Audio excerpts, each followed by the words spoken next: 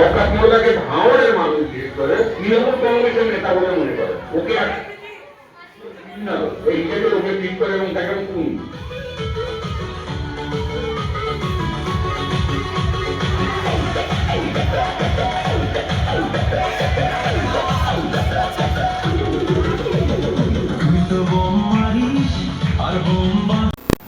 Durgapur government কলেজে কয়েকদিন আগে একটা গান ভাইরাল হয়েছিল শওকতটা মারচোর, আর সেই গানটা শুনে সিপিএম এর মরা কান্না গোটা দুর্গাপুর দেখেছে।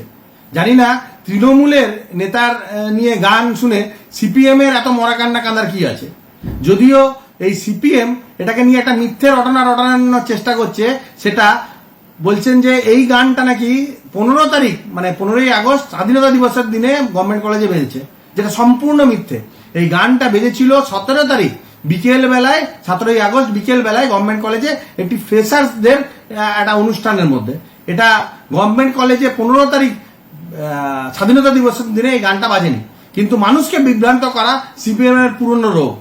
আর এই সিপিএম এর কাছ থেকে গোটা দুর্গাপুর তথা পশ্চিমবঙ্গের ছাত্রছাত্রীরা কালচার অন্ত শিখবে না।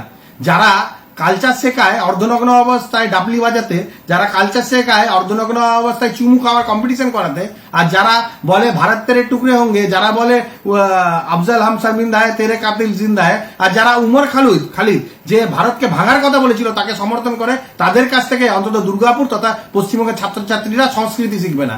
আর তাই তাদের সংস্কৃতিকে বর্জন করেছে বলেই আজকে এই ছাত্রছাত্রীদের উপরে, গোটা দুর্গাপুরের ছাত্রছাত্রীদের উপরে সিপিএম এর এত রাগ। আর যে গানটা চলছিল শওকতটা মারচোর, সেখানে কোনো ধরনের ছাত্রছাত্রীরা অশ্লীল কোনো ডান্স করেনি, কিন্তু সিপিএম একটা মিথ্যে রটনার চেষ্টা করছে।